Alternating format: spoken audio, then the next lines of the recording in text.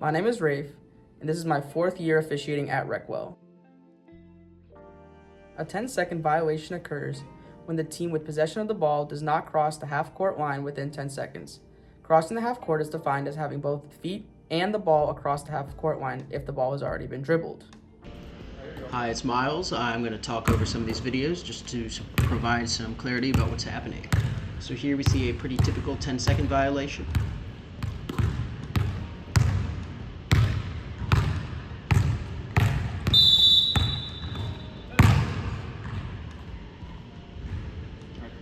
This one we can see that because Rafe only gets 1 foot into the front court, he's still considered in the back court. So if the count ends, it's still a 10-second violation.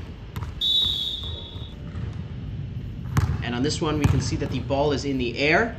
Since it hasn't touched down in the front court yet, it's still in the back court until it does touch the ground to another player. So if the count ends, that's a violation.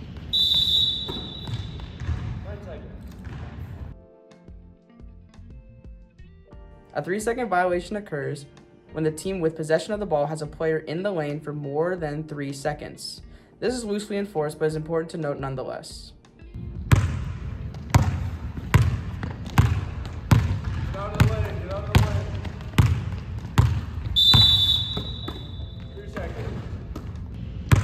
One thing to note about 3-second violations is that anybody on the offense can commit them. The person does not have to have the ball, as you see in this video.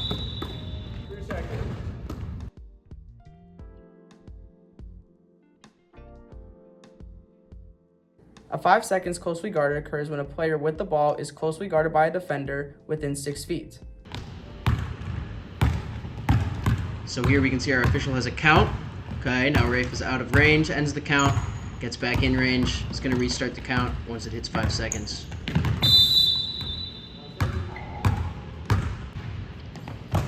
Another thing about 5 seconds is that if you pick up or start a dribble, that resets the clock. So that can give you a total of 15 seconds if you are holding and then start dribbling and then pick it up again.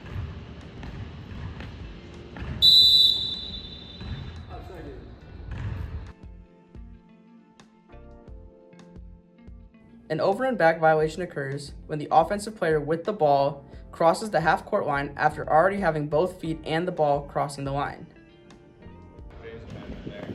Over and backs can be kind of confusing, so I'll try to walk you through it.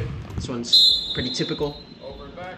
Foot goes back across after getting all 3 points into the front court. That's a violation. Over and back. This one, we can see all 3 points in the front court. Ball goes back over. That's a violation. So 1, 2, 3 points. This one's interesting. If the ball is tipped by a defensive player and then goes into the backcourt, and that is not a violation. So you can see what happens here. Rafe goes back to get it, recovers it, that's legal. However, if the offensive player touches the ball after it's tipped, even if they don't regain full possession, even if it just grazes off their finger, then it would be a violation for them to retrieve it in the backcourt. That's just the same clip, and that one's legal.